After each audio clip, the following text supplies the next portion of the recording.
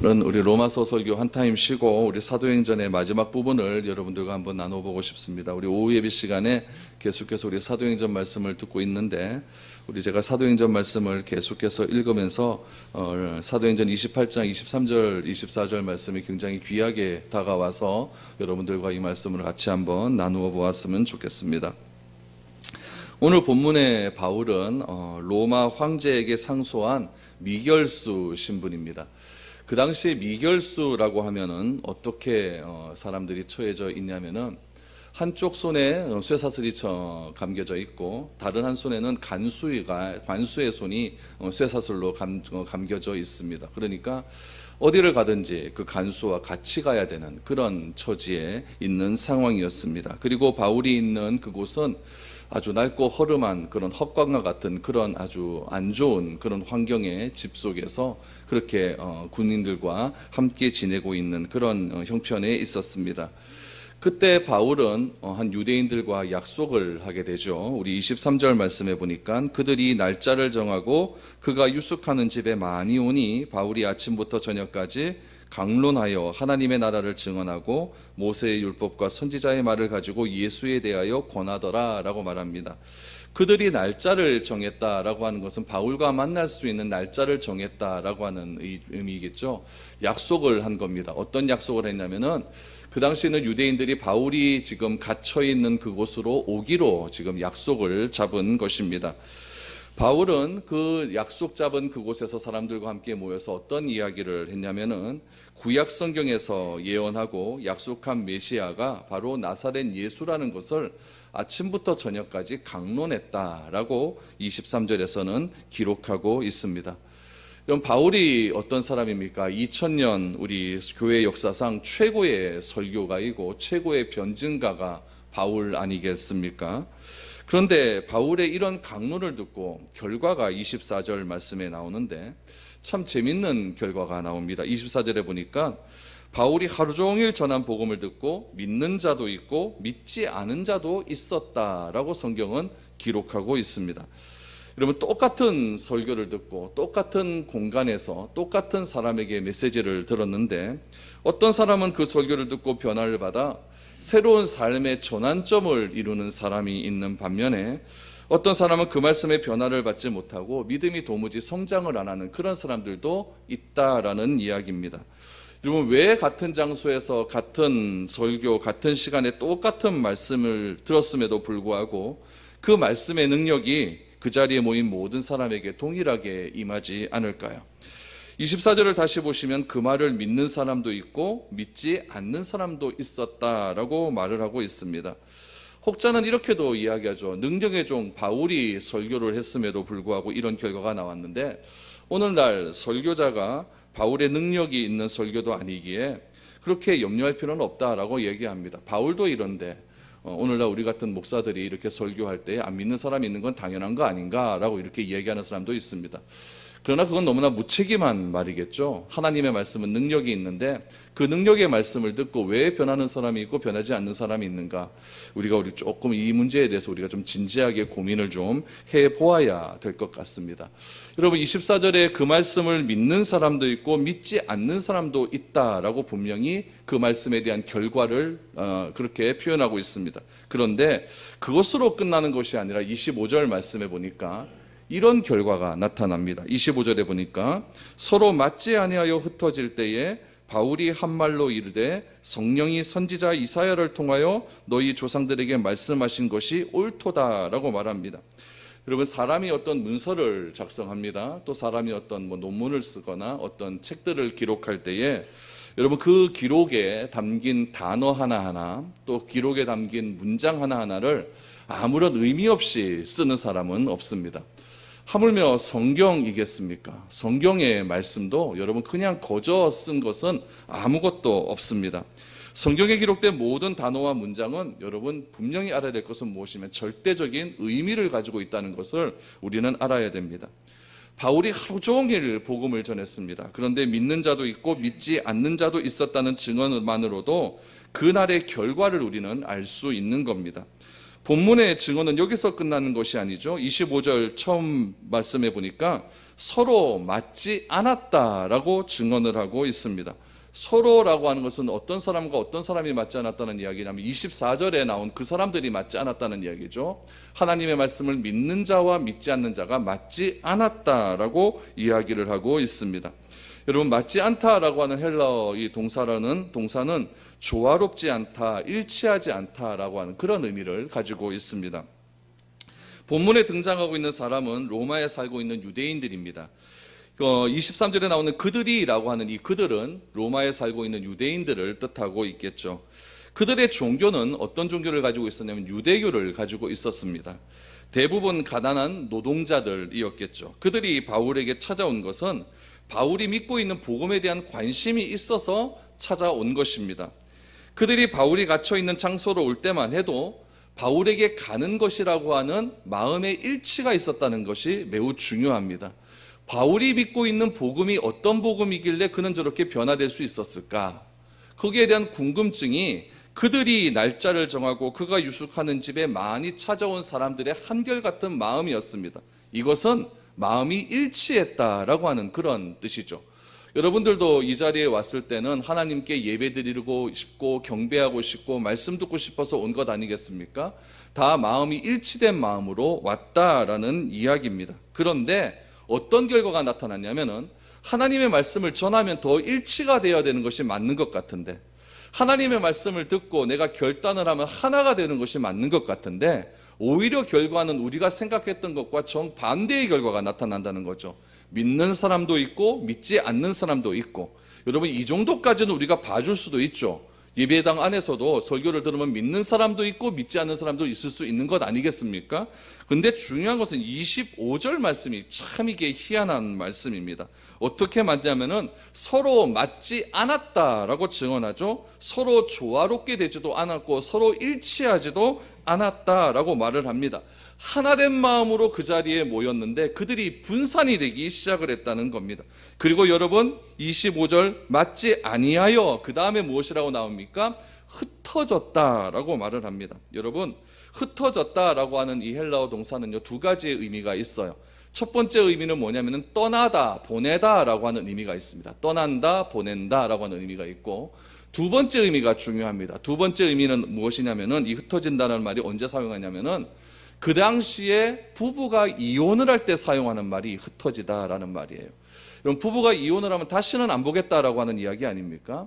오늘 본문 말씀에 서로 맞지하여 흩어졌다라고 하는 이 말은 무엇이냐면은 여러분, 보낸다, 떠난다라고 하는 것은 떠나면은 다시 만날 수 있는 가능성은 있는 거죠. 부부가 이혼할 때 흩어졌다, 부부가 이혼할 때 그때를 상징하는 말이다라고 하는 것은 다시는 만나지 않겠다라고 하는 이야기입니다. 정말 웃긴 이야기입니다. 마음을 같이하여 하나님의 말씀을 들었으면 더욱더 에너지가 발휘되어서 폭발적인 능력이 나타나야 될 건데, 그 당시에 설교자가 누굽니까? 또 바울 아닙니까? 그렇게 위대한 설교자가 선언을 했으면 하나가 돼야 정상인데 오히려 다시는 보지 않을 정도로 흩어지는 결과가 일어나게 되었다라고 이야기합니다. 여러분, 바울이 전한 복음을 듣고 복음을 믿는 자와 믿지 않는 자가 완전히 깨어졌다는 이야기예요. 완전히 나누어졌다는 이야기죠. 그들은 원래 하나였습니다. 그런데 설교를 마친 후에 그들은 둘로 구분이 되었다라는 이야기입니다. 여러분, 이렇게 믿는 자와 믿지 않는 자는 그들이 구별되고 있었음을 지금 본문에서는 강조하고 있는 겁니다. 믿는 자와 믿지 않는 자는 구별이 되어진다. 왜 그럴까요? 그것이 믿음의 본질이기 때문에 그렇습니다. 여러분, 이 믿음의 본질은 어떻게 알 수 있습니까? 로마서 10장 16절에서 17절 말씀해 보면은 이렇게 믿음을 설명하고 있습니다. 우리 같이 한번 읽어볼까요? 시작. 그러나 그들이 다 복음을 순종하지 아니하였도다. 이사야가 이르되 주여 우리가 선한 것을 누가 믿었나이까 하였으니 그러므로 믿음은 들음에서 나며 들음은 그리스도의 말씀으로 말미암았느니라. 여러분, 여기서 또 주목해야 될 단어가 있죠. 듣다라고 하는 이야기입니다. 여러분, 듣다라고 하는 말도 두 가지 의미로 사용됩니다. 첫 번째는 귀로 듣다라는 이야기예요. 이 말은 뭐냐면 청력이 좋다라는 이야기죠.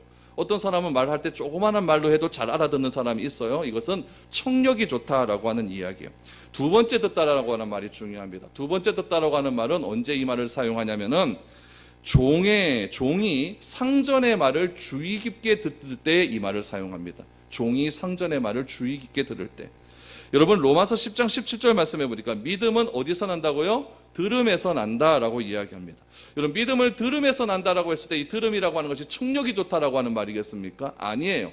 여기서 말하면 들음이라고 하는 것은 두 번째 의미입니까? 무슨 말이에요? 종이 상전의 말을 들을 때 그때 듣다라고 하는 이야기예요. 그럼 여러분 종이 상전의 말을 들을 때 어떻게 들을까요? 그냥 대충대충 들을까요? 아닙니다. 자세하게 들어야 돼요. 왜 그러냐면은 상전이 나에게 하는 말의 의미를 정확하게 알아야지 내가 그 상전이 명령한 대로 행할 수 있기 때문에 그렇다는 이야기입니다. 그래서 종은 상전의 말을 들을 때에 건성으로 듣는 것이 아니라 내가 어떻게 그 상전의 말하는 의미를 잘 깨달아서 그 말대로 내가 실천하겠느냐, 이것까지 생각하고 종은 상전의 말을 듣는다라고 하는 이야기입니다. 여러분 로마서 10장 16절 말씀해 보니까 그들이 다 복음에 순종하지 아니하였도다라고 이야기합니다. 이 말씀이 여러분 어디에서 나온다는 이야기입니까? 이사야서에 나온다는 거죠. 주여 우리가 전한 것을 누가 믿었나이까? 주여 우리가 전한 것을 누가 믿었나이까? 복음을 전했을 때 그 복음이 100% 다 받아들인다는 것은 아니라는 것이 언제부터 예언되어 있었냐고 하는 얘기는 여러분 바울이 활동하던 당시부터 800년 전에 이사야가 선지자가 활동하던 그때부터 이미 예언되어진 일이라는 이야기입니다. 우리가 전한 것을 누가 믿었느냐? 이사야 53장 1절에 보면 나옵니다. 우리가 전한 것을 누가 믿었느냐? 하나님의 택한 백성을 자처하는 이스라엘 백성들이 하나님의 말씀을 듣고도 실천하지 않는 것을 이사야 선지자는 간통하고 애통하게 여겨서 이렇게 선언하는 겁니다. 우리가 전한 것을 누가 믿었느냐? 하나님을 믿는다고 하면서 귀로 들었던 하나님의 말씀을 실천하지 않는 그런 이스라엘 백성들을 한탄해하면서 이사야 선지자는 그렇게 목놓아 외쳤다는 이야기입니다. 이것을 성경에서는 하나님의 말씀을 순종하지 않았다라고 기록하고 있습니다. 그러므로 바울에게 있어서 믿음은 무엇입니까? 듣는 것이에요. 듣는 것인데 그 듣는 것이 귀가 좋아서 멀리서 하는 청력이 좋아서 듣는 것으로만 끝나면 안 된다는 이야기예요. 바울이 이야기하는 듣다라고 하는 것은 종이 상전의 말을 듣는 것을 의미하는 거예요. 다시 말하면 바울에게 있어서 믿음은 순종입니다. 다른 것이 없어요. 바울에게 있어서 믿음이라고 하는 것은 듣는 것으로 끝나는 것이 아니라 내가 들은 말씀을 어떻게 실천하느냐, 거기에 있다는 이야기예요. 순종은 말이 아니라 행동으로 실행하는 겁니다. 바울에게 행동의 실행, 삶의 실행이 수반하지 않는 믿음은 다 가짜였습니다. 그것이 가능하기 위해서는 들어야 됩니다. 무엇을 들어야 됩니까? 하나님 나라의 말씀을 들어야 된다는 거예요. 복음을 들어야 된다는 거죠.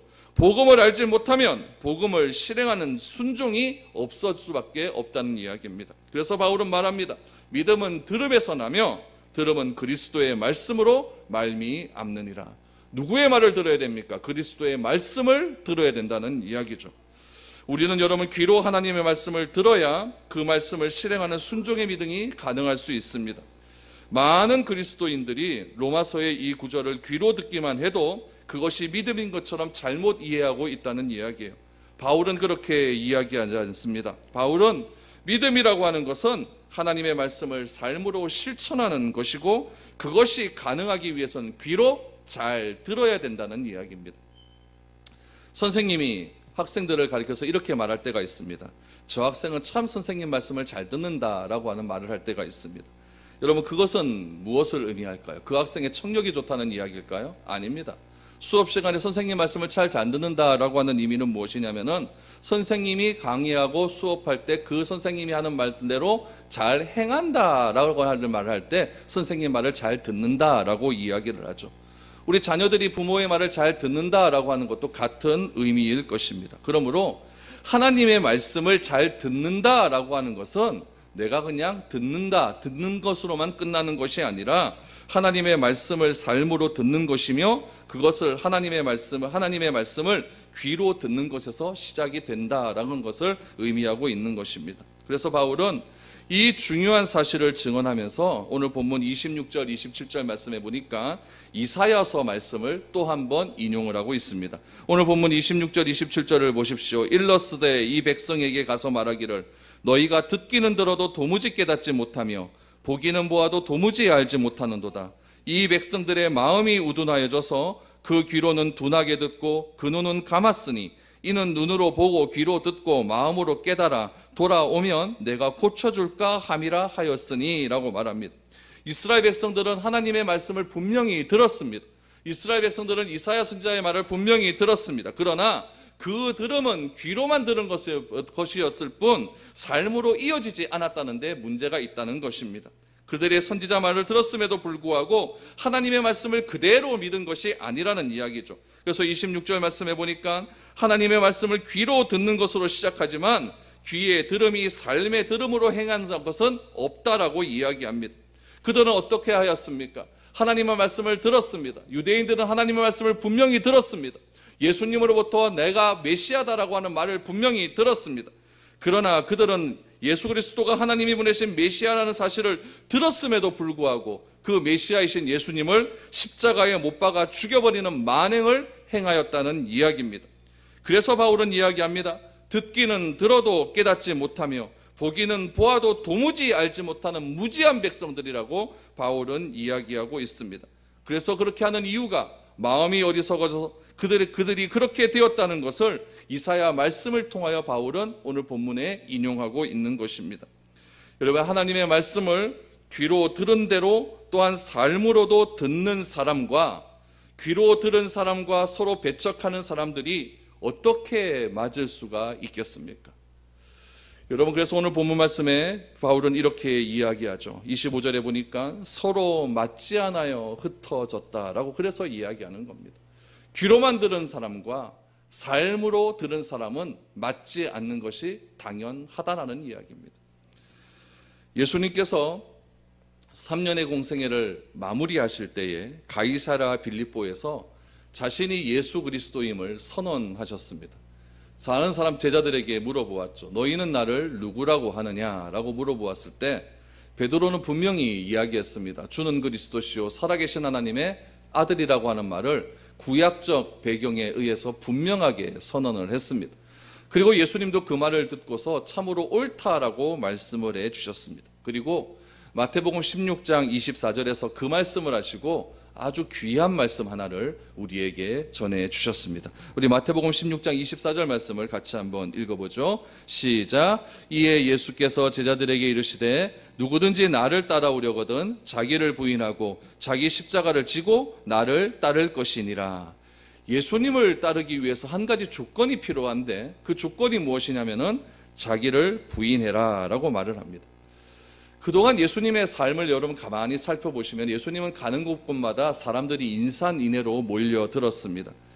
하지만 그 많은 사람들이 예수님의 말씀을 귀로 듣고 삶으로 들어서 삶의 변화가 있어서 예수님을 쫓은 것은 아니었습니다.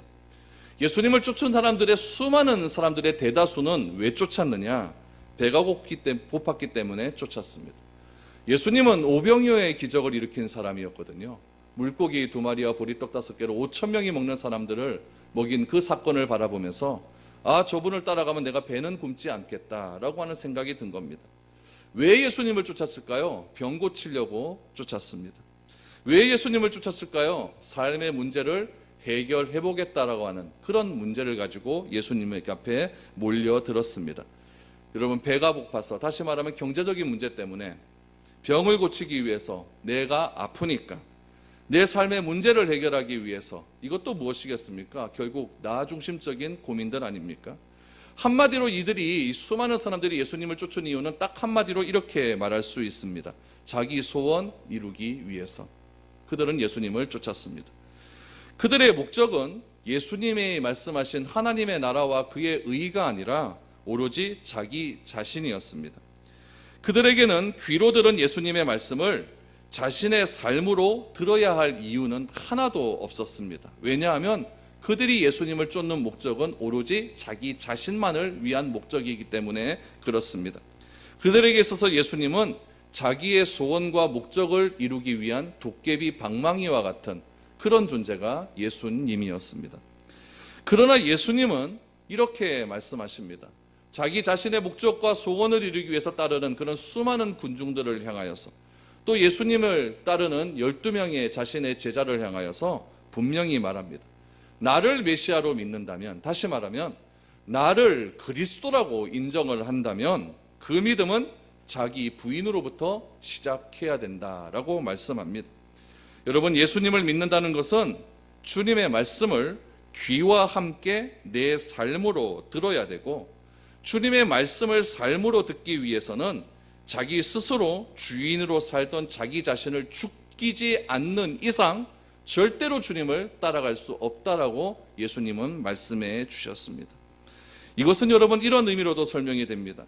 내 주머니가 여전히 비어 있어도, 내 통장에 잔고가 별로 없어도, 나를 괴롭히는 무수한 질병이 나에게 찾아온다 할지라도, 내가 생각하고 있는 문제가 도무지 풀릴 기미가 보이지 않는다 할지라도 내 귀에 들린 주님의 말씀을 삶으로 듣기 위해서 내 욕망과 내 삶을 부인하는 것, 그것이 여러분 진짜 믿음입니다.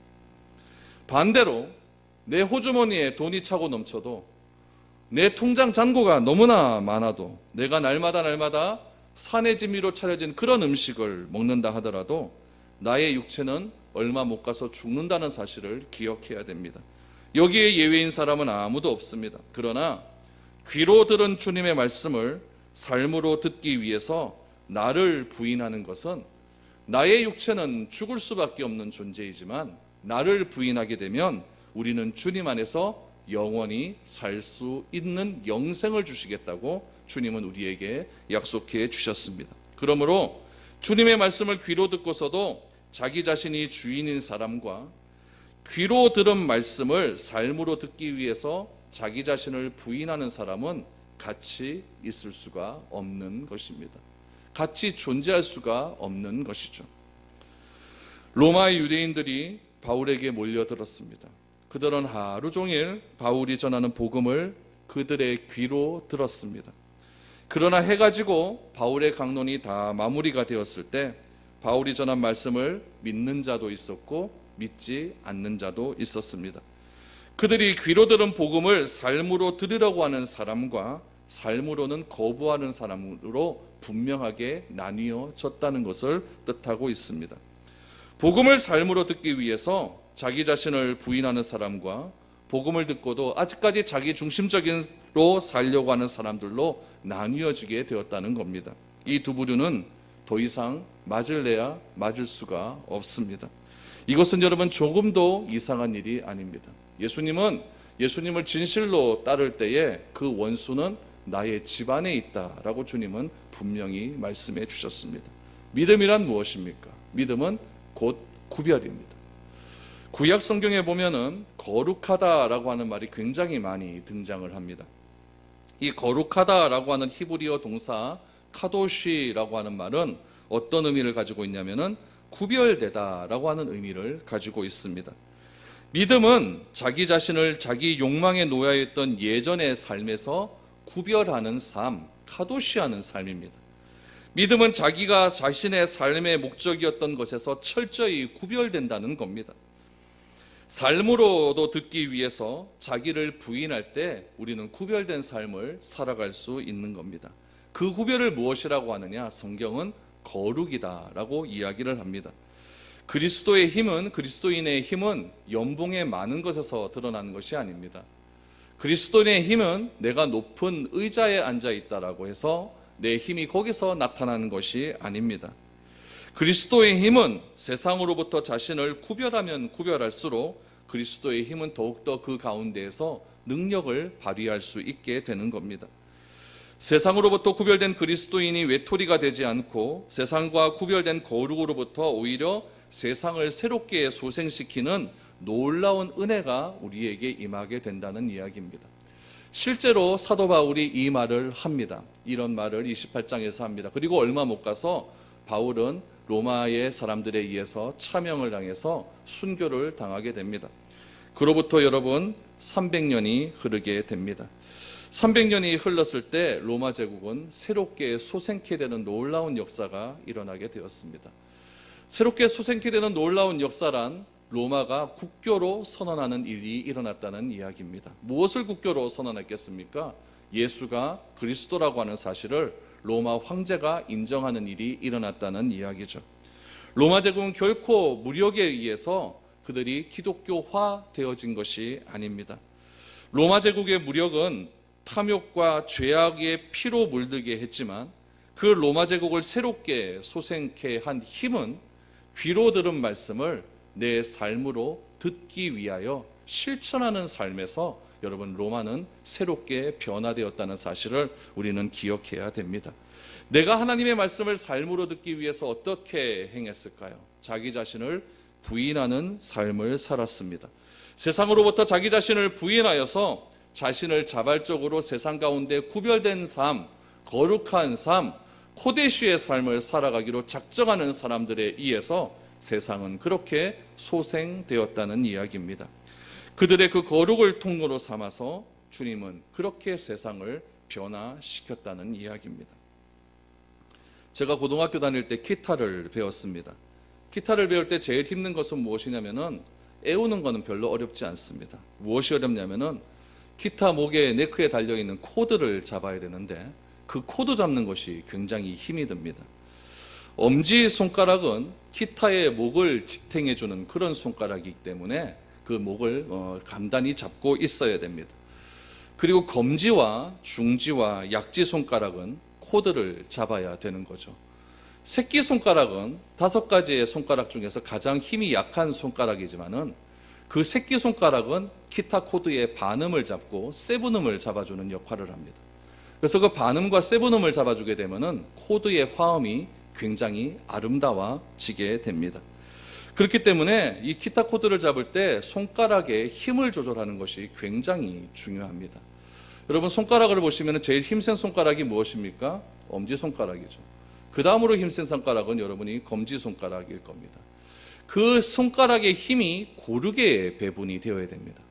어느 한쪽의 손가락만 힘이 강하게 가게 되면은 여러분 기타의 코드의 음이 아름다워질 수가 없습니다. 손이 여러분 어떤 강한 손가락의 힘은 좀 힘을 빼야 되는 훈련을 해야 되는 거고 약한 손가락의 힘은 좀 강화시키는 그런 훈련을 계속적으로 해야 됩니다. 그렇게 되면은 어느 순간에 여러분 기타 코드를 잡았을 때 정말 아름다운 소리가 나오게 됩니다. 저는 이것을 바라보면서 우리 신앙도 똑같다라고 하는 그런 생각이 들었습니다.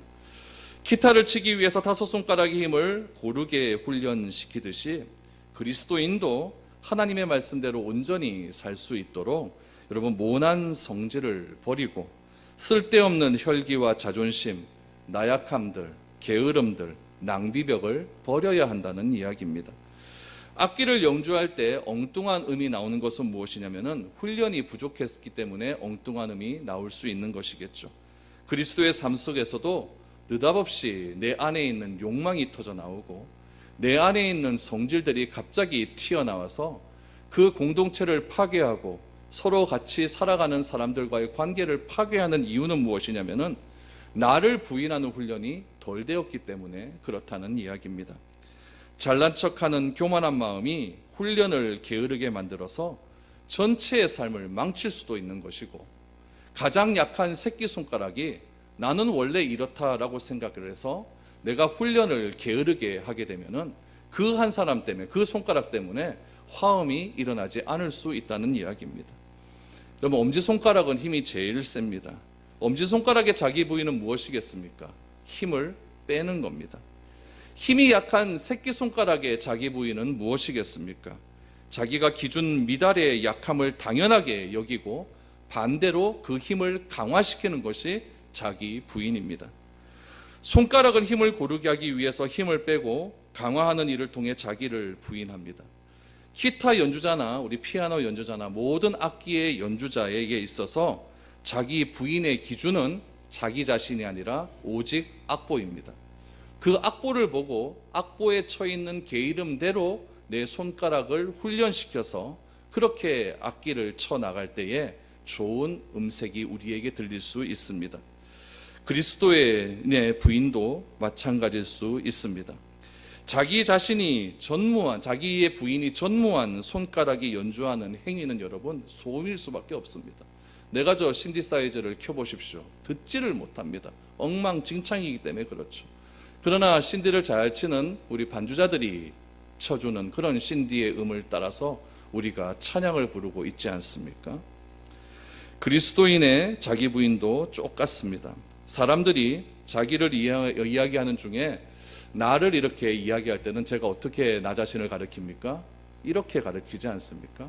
한 팔로 나를 이렇게 가리킵니다. 그런데 손가락으로 가르치는 경우가 있습니다. 손가락으로 이렇게 자기 자신을 가리킬 때 이렇게 가리키는 사람은 없습니다.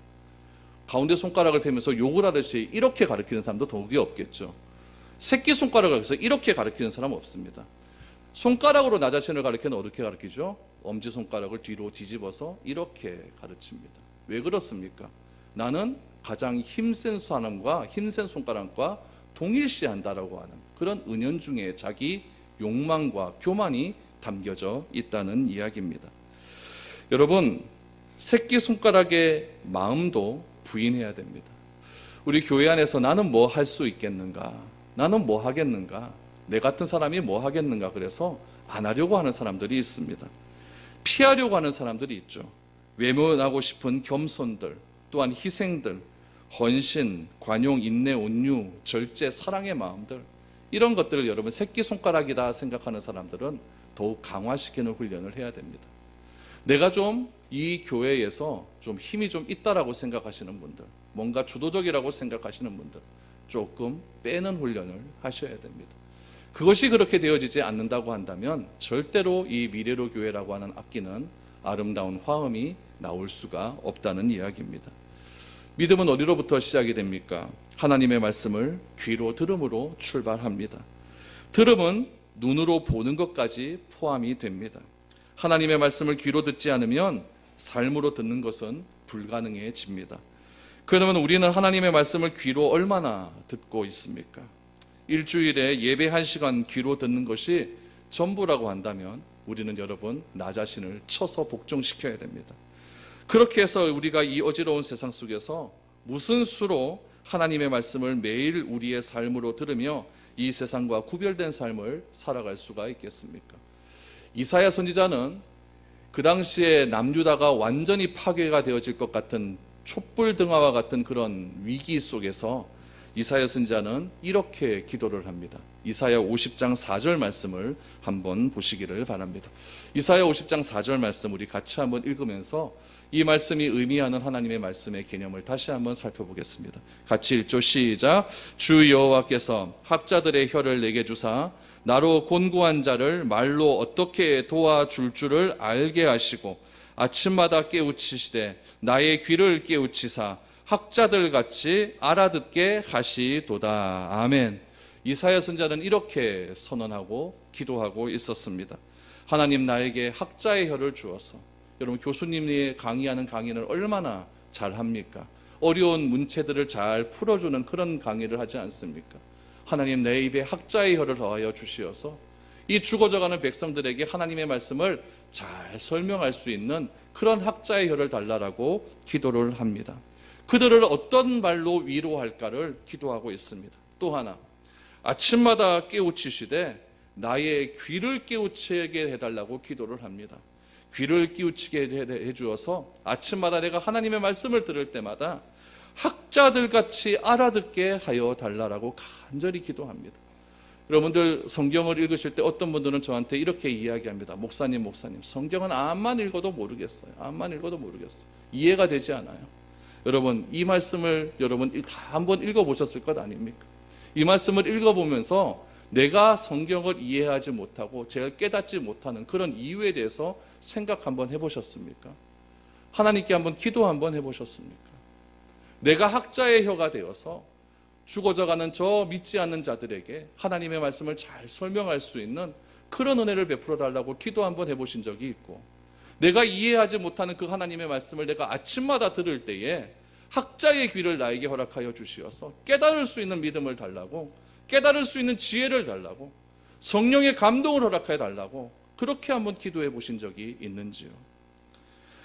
여러분 귀로 들은 말씀을 우리 삶의 현장에서 간절히 들을 수 있기를 소망합니다. 하나님의 말씀을 우리의 삶으로 듣기 위해서는 오직 한 가지밖에 없습니다. 나 자신을 부인하십시오. 그리고 스스로 드러내려고 하는 엄지의 마음과 모든 자리에서 회피하려고 하는 새끼손가락의 마음에서 벗어나고 부인할 수 있기를 원합니다. 귀로 들은 하나님의 말씀을 삶으로 듣기 위해서 나를 부인하면 부인할수록 나는 세상과 구별될 것입니다. 그 구별을 절대 두려워하지 마십시오.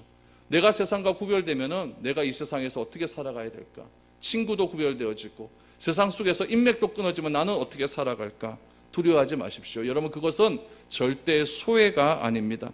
그것은 여러분 생명의 원천이 될 것이고 그 생명의 원천을 통해서 여러분들이 속해 있는 그 집단을 변화시키는 놀라운 소생의 능력이 여러분들 통해서 일어나게 될 줄로 믿습니다. 바울은 그런 강한 의미를 가지고 오늘 28절 말씀에서 나는 이렇게 행하겠다라고 하는 결론을 짓습니다. 28절을 보십시오. 그런즉 하나님의 이 구원이 이방인에게로 보내어진 줄 알라. 그들은 그것을 들으리라 하더라. 아멘. 여기서의 들음은 어떤 들음이겠습니까? 종이 상전의 말을 자세하게 듣는 그런 들음이라는 이야기죠. 우리는 들은 이 말씀을 삶으로 듣고 그것을 세상에 선언해야 됩니다. 그러면 세상이 우리의 삶을 통해 듣게 될 것입니다. 많은 사람들은 그렇게 이야기합니다. 전도는 힘들다고 이야기합니다. 더 이상 개척도 어렵다라고 이야기합니다. 여러분, 진짜 맞습니다. 그러나 여러분, 세상이 다 그렇다 할지라도 나는 안 되지만 하나님의 말씀은 우리의 생명을 소생케 하는 능력이 있음을 믿으시기를 바랍니다. 여러분, 저는 여러분들에게 이렇게 당당하게 말할 수 있습니다. 하나님의 말씀을 믿지 않는 불신앙이 있기에 그렇게 된다는 겁니다. 우리는 듣기만 하는 것이 아니라 삶으로 듣고 세상으로부터 구별되면 그것을 듣는 이방인들은 반드시 회복되는 놀라운 역사가 일어날 줄 믿는다고 하는 이 사도 바울의 28절의 말씀을 나도 믿고 그렇게 진실되게 나 자신을 부인하는 삶을 살아가겠다고 결단하시기를 바랍니다.